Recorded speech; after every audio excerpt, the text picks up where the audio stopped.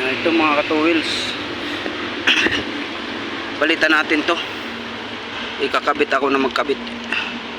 Speedometer gear, tsaka brake pad, harap likod, tsaka yung cable niya. Ayan.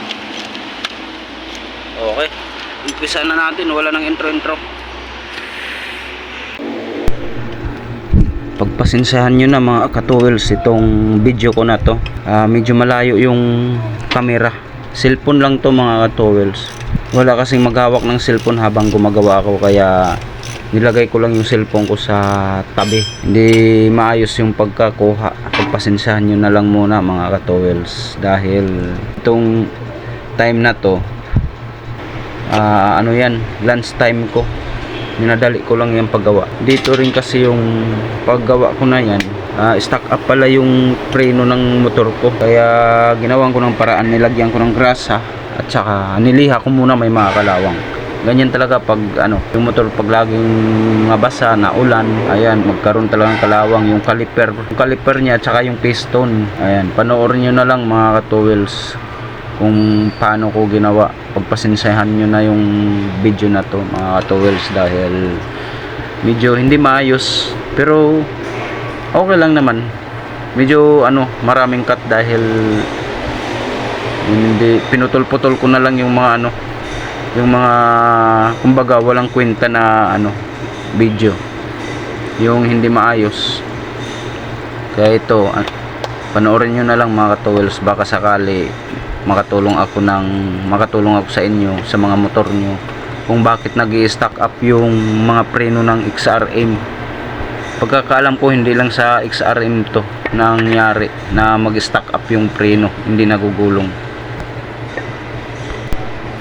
Dahil yung niya may kalawang, yung piston niya makalawang, piston at saka yung caliper niya may kalawang, kaya nag-stock up. Tama yun. Ayan ang mga tools, hugutin natin dito. Uy, ang tigas. Yun, lambot lang. Ito yung speed cable. Ito yung cable nya.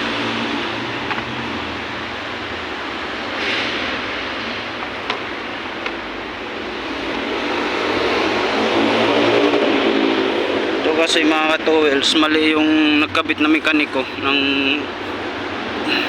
kasa. Dito din na dapat dito. Yan. Sa kanya dito Kaya naipit. Ayan yung nakaraang vlog ko, pinakita ko na to. Yan, papalitan natin yan.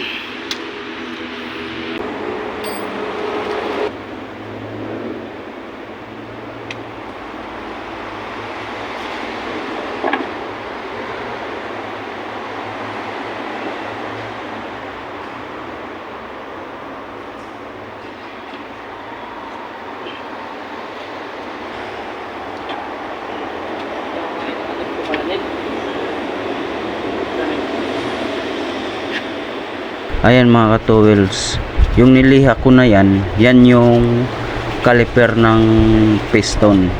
Niliha ko dahil makalawang. Pagkatapos ko niliha, nilagyan ko ng grasa, nilinis ko muna bago ko sinalpak.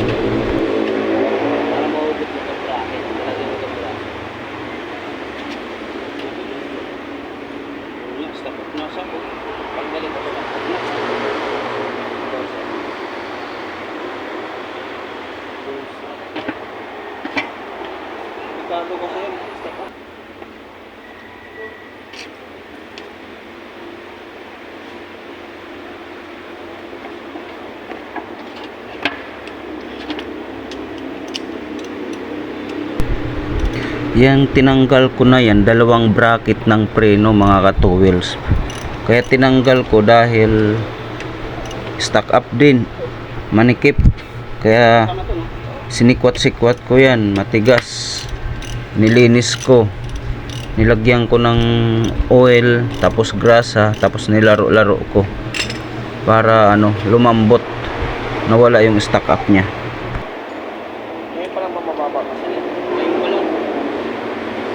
Yung likod na kalas ko na yan Ang mga bracket. Hindi na ako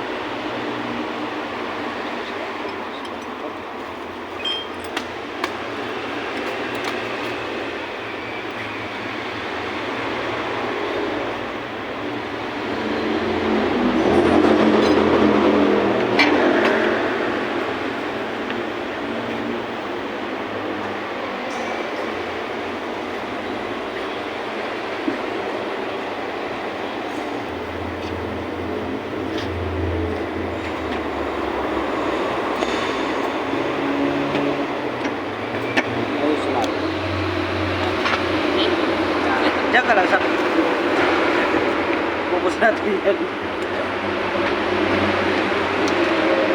ito kayo. Sap, pasikot nga sap.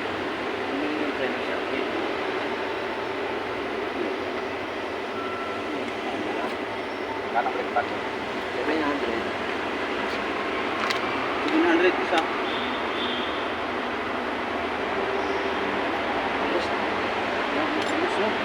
Next stop ka. Ano, wala akong karasa. Ano yun?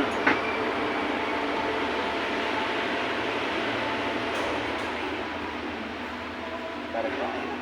Tarik ko para lumapot. Ayun, ang halaman mo. Diba? Kasi mo na lang kasi mo. Gasa no? Kumuha na ako ng liha mga tools para lihain yung nangalawang na bracket ng bracket ng preno.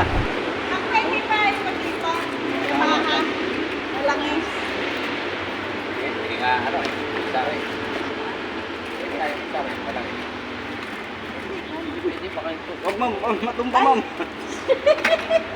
Ito nga si Arnel. Yung pura yata na eh. Alam mo yung feeling lang eh.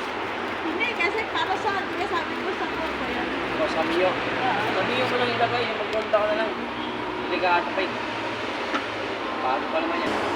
Ano yung ginagawa mo? Yun, may mga pisa ko. Meron lang na yan. Preno, speedometer gear, cable. Preno, harap likod. Para kung si Sam. Mahal yung kanya, mahal yung maintenance nun. Oh. Eh, ito, mura lang. Kaya siguro hindi niya dala. Palitin din yung kanya. Pinagamit sa kanya eh. Ha? Hindi ko na pinagamit sa kanya. Delikado. Maraming sisirain pang piyesa. Pinano niya pa yun. Ginamit niya pa. Maraming papalitan. Belt lang tsaka yung yung clutch shoe. Yung clutch shoe, 1 plus eh. Bago yata. Tapos, 850. Naka-light belt lang, ayos ka. Stock up kasi. Kasama ko na mahilig manghipo sa akin, si Ilmar Bastasa. Lagi akong hinihipuan yan.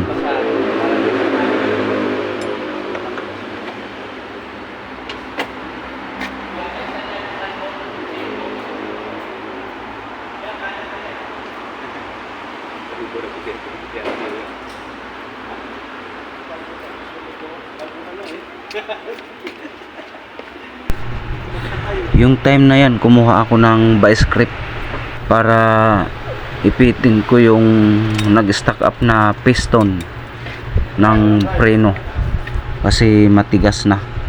Nag-stack up rin yan.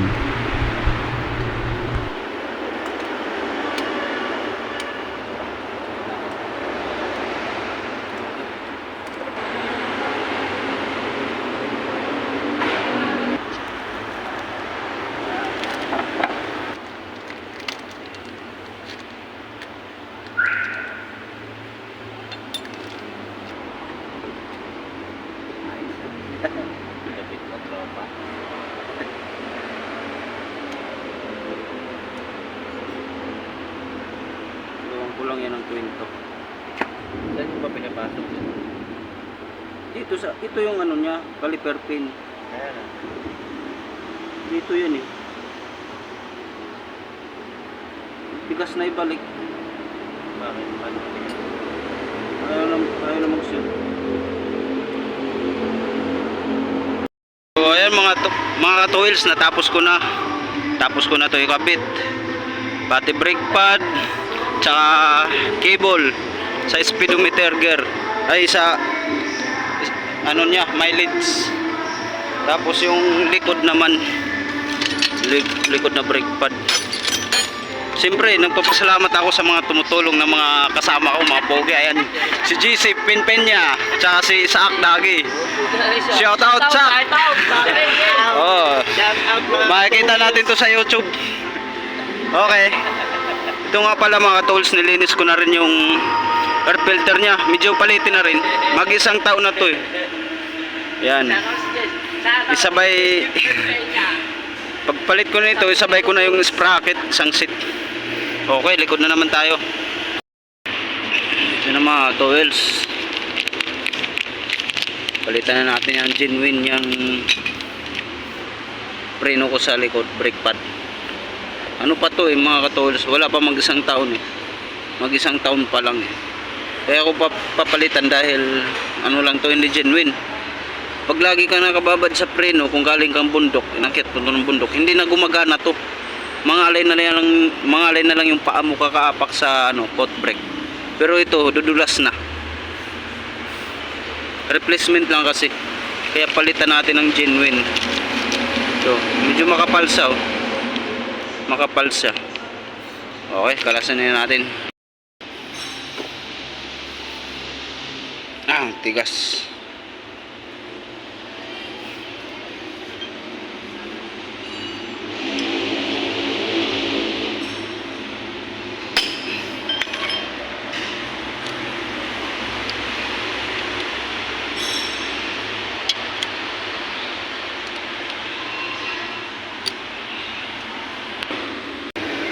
Ito mga ka-towels, dinukot ko na lang pagtanggal, hindi ko na tinanggal buo to.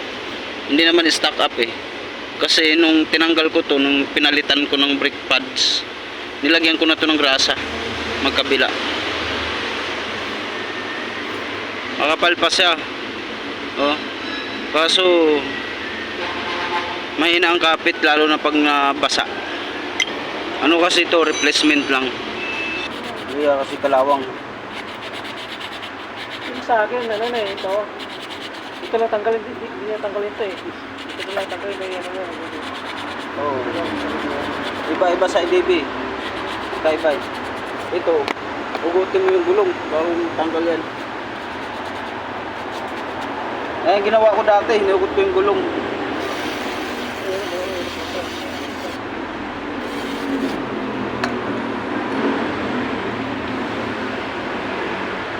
Saka willing ito yung niya. Hindi, ano lang yan, tornilyo. Nakadikit dito.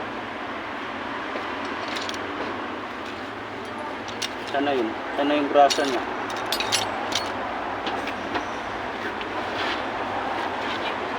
Sana yung grasa. Wala na. Grasa.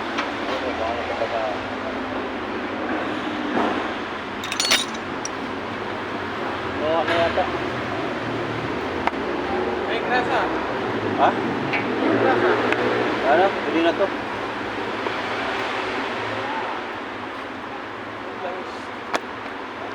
Pwede na to. Hindi mo mahugot yan. Bangga na dito yan. Bangga na dito, hindi mo mahugot. Hugot nga to gulong bago mo mahugot to.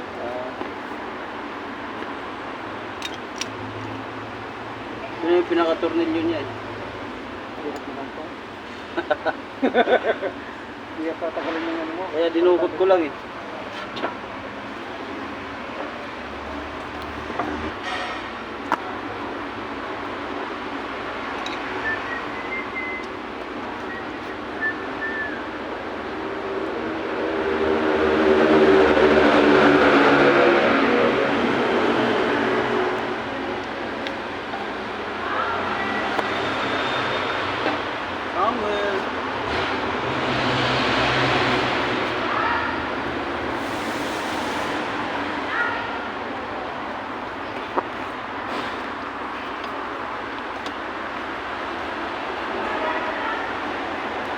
Samuel. Ayan mga ka-towels, natapos na rin. Hindi ko na nakuha ng video. Ayan siya. Tapos ito, mula nung nakuha ko yung motor, ngayon lang ako magpalit. Mula nung 2019. Ito yung brake pad sa harap, ngayon ko lang napalitan. Manipis na Tapos ito yung replacement, pinalit ko sa likod. Pinalitan ko na rin kasi hindi ito makapit pag uminit na, madulas. Mangalay lang yung mga paa natin, hindi ito kakapit. Pang riders to Pang riders pala at saka pang XRM sa likod, pareho lang. Okay, hanggang dito na lang. Maraming salamat sa mga nanonood. Kita-kita tayo sa sunod na vlog. Bye bye.